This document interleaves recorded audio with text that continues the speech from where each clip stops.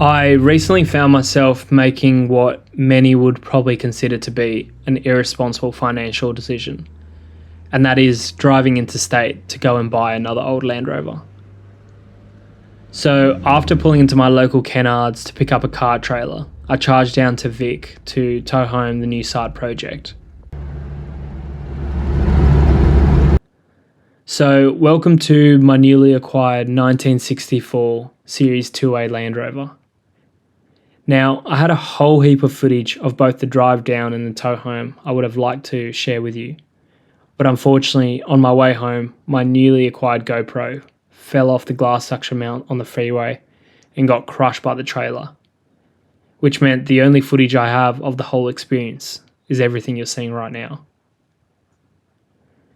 It's experiences like this that highlight just how fresh I am into filmmaking and the documenting space, and just how much I'm still yet to grasp.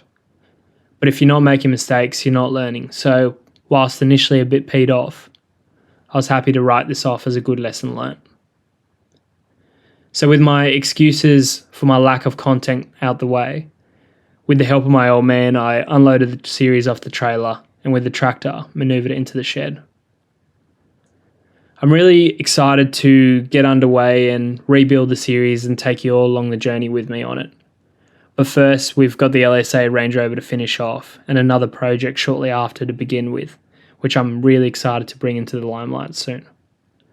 So, unfortunately for now, the series will have to hold on tight till we can spare some space, some resources, and most importantly, some spare time.